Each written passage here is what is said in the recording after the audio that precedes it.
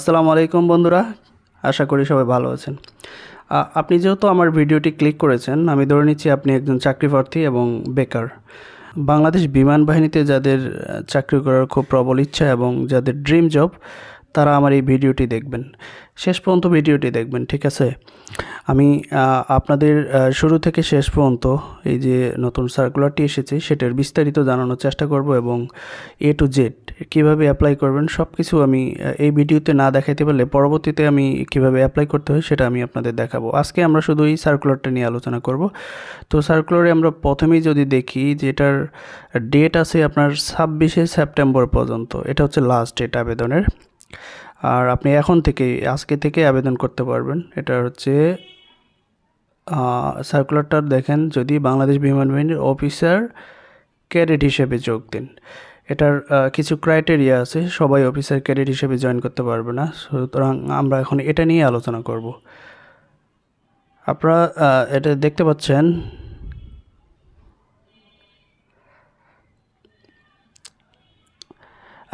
এখানে প্রথমে যদি আমরা আলোচনা করি শিক্ষাগত যোগ্যতা, এখানে 3টি পদে দেখা যাচ্ছে। এটা যদি আমি একটু ব্যাখ্যা করি, জিডিপি মানে হচ্ছে জেনারেল ডিউটিস পাইলট, অর্থাৎ যারা পাইলট হিসেবে চাকরিতে জয়েন করতে চান এটা তাদের জন্য, এবং তারা সায়েন্স ব্যাকগ্রাউন্ড হতে হবে, 4.50 অবশ্যই, ফিজিক্স এবং ম্যাথে এ গ্রেড থাকতে হবে। এরপরে আছে ইঞ্জিনিয়ারিং করেও তাই, ইঞ্জিনিয়ারিং শব্দটা দেখে বোঝা যাচ্ছে আপনি সায়েন্স ব্যাকগ্রাউন্ড না হলে এখানে আবেদন করতে পারবেন না। উভয় পরীক্ষায় অর্থাৎ এসএসসি এবং ইন্টারমিডিয়েট পরীক্ষায় 4.50 পেতে হবে। এখানে ইঞ্জিনিয়ারিংয়ে আপনার এক্সট্রা একটা ক্রাইটেরিয়া অ্যাড করেছে তারা, এখানে কেমিস্ট্রি অর্থাৎ রসায়ন থাকতে হবে, ফিজিক্স থাকতে হবে এবং গণিত থাকতে হবে, যেটার ন্যূনতম গ্রেড হবে এ। এখন এইদিকে যদি আপনারা দেখেন ও লেভেল এবং এ লেভেল, এটা হচ্ছে ইংলিশ মিডিয়ামে যারা পড়ে এটা তাদের জন্য।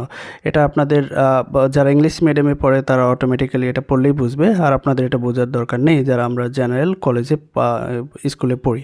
আমাদের এই ক্রাইটেরিয়াগুলো আমরা ফুলফিল হলেই আবেদন করতে পারবো। আরেকটা থার্ড পজিশন হচ্ছে এটিসি। এয়ার ট্রাফিক কন্ট্রোল যেটাকে বলা হয়, এটাও একটা কমিশন পদ। এটাতেও আবেদন করতেও সেম ক্যাটাগরি, আপনাকে সায়েন্স ব্যাকগ্রাউন্ডের হতে হবে এবং 4.50 পেতে হবে, থাকতে হবে সাথে পদার্থ এবং গণিত, এবং দুটিতে আপনাকে এ গ্রেড মিনিমাম থাকতে হবে। এটা গেল শিক্ষাগত যোগ্যতা। এখন যদি অন্যান্য কিছু যোগ্যতার এখানে তারা উল্লেখ করেছে সেটা যদি আমরা একটু দেখানোর চেষ্টা করি, এটা অলরেডি আপনারা জানেন, সার্কুলারটা যারা পড়েন তারা পড়লেই বুঝতে পারবেন, সার্কুলারটা দেখলেই বোঝা যাচ্ছে। এখন এখানে একটা বয়সের বিষয় উল্লেখ আছে, আপনার বয়সটা অবশ্যই ক্যালকুলেট করতে হবে, নাহলে আপনি আবেদনের যোগ্য হবেন না। যেহেতু একটা ডিসিপ্লিন ফোর্স, এয়ারফোর্সের একটা জব, সুতরাং এখানে একটা এজ রেস্ট্রিকশন থাকবে। এখন এজটা হচ্ছে 16 বছর 6 মাস থেকে 22 বছরের মধ্যে আপনাকে হতে হবে, এবং এটা আপনি অবশ্যই কাউন্ট করবেন 21শে ডিসেম্বর 2025 পর্যন্ত গুণে। যদি আপনার 21 বছর 11 মাস 29 দিনও হয় তাও আপনি আবেদন করতে পারবেন। তবে দুঃখের বিষয়, আপনার যদি 22 বছর একদিনও হয় এখানে আপনি আবেদনের যোগ্য হবেন না। এটা হচ্ছে তাদের এজ লিমিটেশন। পুরুষ প্রার্থীর ক্ষেত্রে 64 ইঞ্চি লাগবে আপনার হাইট, সহজ কথায় যদি বলি 5 ফুট 4 ইঞ্চি হলেই আপনি আবেদনের যোগ্য হবেন। বুকের মাপ 32 ইঞ্চি লাগবে, মেয়েদের ক্ষেত্রে 28।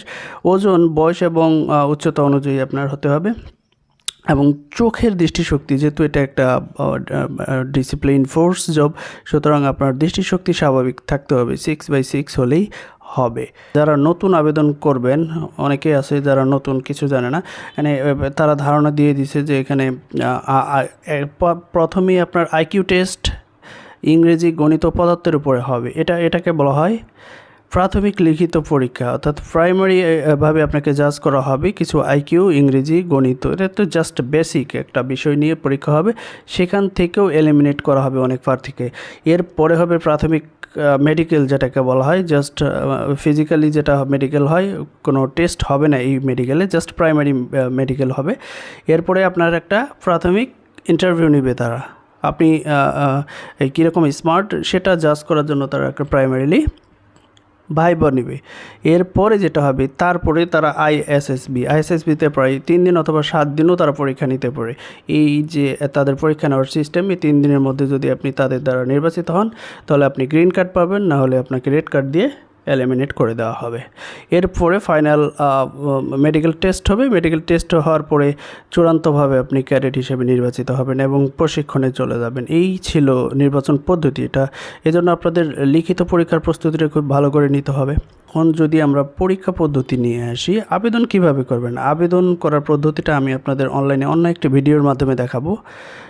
আপনারা আমার চ্যানেলটি সাবস্ক্রাইব করে রাখবেন এবং নোটিফিকেশন বেল আইকন দিয়ে রাখবেন, যাতে আমার ভিডিওটি আপনার কাছে দ্রুত পৌঁছে যায়। কীভাবে আবেদন করতে হবে, আপনাকে একটা বিষয় আমি এখানে বলে রাখি। আপনাকে আবেদন করার জন্য আপনার মোবাইল ফোনটি যথেষ্ট। আপনাকে কোনো কম্পিউটারের দোকানে যেতে হবে না বা কারো দ্বারস্থ হতে হবে না, আপনাকে 1 টাকা খরচও করতে হবে না। আমি আপনাদের দেখাবো খুব সুন্দর করে আপনি মোবাইল দিয়ে কীভাবে আপনার এই যে আবেদনটি করতে পারবেন। কারণ আবেদন করার একটা সময়সীমা আমি প্রথমে যেটা বলছি যে 26শে সেপ্টেম্বর 2025 পর্যন্ত। আর এখানে সবথেকে বড় একটা সুবিধা হচ্ছে যে আপনি পরীক্ষার ডেট আপনি নিজে ঠিক করবেন। আপনি কবে পরীক্ষা দিতে ইচ্ছুক সেখানে আপনি যখন আবেদন করবেন তখন আপনি নিজে ডেট ঠিক করবেন। তারা একটা পরীক্ষার ডেট দিয়ে দিয়েছে। আপনারা এই যে দেখতে পাচ্ছেন এখানে যে পরীক্ষার ডেট অনেকগুলো আছে, আপনি এই ডেটগুলোর একটা সিলেক্ট করতে পারেন আপনার সুবিধা অনুযায়ী। এখন পরীক্ষা কোথায় হবে? পরীক্ষা হবে বাংলাদেশ বিমান বাহিনী তথ্য ও নির্বাচনী কেন্দ্র, পুরাতন বিমানবন্দর তেজগাঁও, ঢাকাতে অনুষ্ঠিত হবে। এছাড়াও বিমান বাহিনী ঘাঁটি বিশিষ্ট মতিউর রহমান যশোরে আর বিমান বাহিনী ঘাঁটি জহুরুল হক পতেঙ্গা চট্টগ্রাম, এই 3টা ভেন্যুতে নির্বাচন করা হবে। এই যে কয়েকটা ডেট আছে, এই ডেট আপনি আপনার সুবিধা মতো একটা ডেট দিয়ে পরীক্ষাটা অংশগ্রহণ করতে পারবেন। যাই হোক, এই ছিল মোটামুটি আজকের সুন্দর একটা মানে জব সার্কুলার। যারা ইন্টারমিডিয়েট পাস করছেন সায়েন্স ব্যাকগ্রাউন্ড থেকে এবং যাদের ভালো একটা স্বপ্ন ফ্লাইং অফিসার হিসেবে কাজ করার, বিমান বাহিনীতে একজন দক্ষ অফিসার হিসেবে গড়ে উঠে দেশের জন্য সেবা করতে চান, তাদের জন্য এই সার্কুলারটা খুব দ্রুত অ্যাপ্লাই করে ফেলেন এবং প্রস্তুতি নিতে থাকেন। সবচেয়ে গুরুত্বপূর্ণ বিষয় হচ্ছে এটা আপনাকে প্রস্তুতি নিতে হবে। এখানে যদি আমি আরেকটু অ্যাড করি যে আপনি যদি জেনারেল কোনো কলেজ অথবা আপনার এলাকার কোনো কলেজে পড়াশোনা করেন, কিন্তু আপনাকে হাইলি কম্পিটিটিভ পার্টিসিপেন্টদের সাথেই আপনাকে কম্পিটিশন করে এখানে টিকে থাকতে হবে। মানে ক্যাডেট কলেজের অধিকাংশ ক্যাডেটরা এখানে একটু ভালো একটা সুবিধা পায়, কারণ তারা ক্লাস 7এই তারা ক্যাডেটে ভর্তি হয় ক্যাডেট কলেজগুলোতে, এবং সেখান থেকে তাদের ডিসিপ্লিন এবং কীভাবে এই যে 3 বাহিনীর যে কমিশন পদে চাকরি নেওয়া যায় সেভাবেই তারা সেভাবে ট্রেন আপ করে। এজন্য তারা স্বাভাবিকভাবে একটু এগিয়ে থাকবে। তবে আপনি যদি নিয়মিত প্রস্তুতি নেন এবং আপনার আত্মবিশ্বাস থাকে, ইনশাল্লাহ আপনি সফল হবেন। আশা করি আজকের এই ভিডিওটি আপনাদের ভালো লাগছে এবং ভালো লাগলে কাইন্ডলি সাবস্ক্রাইব করে রাখবেন।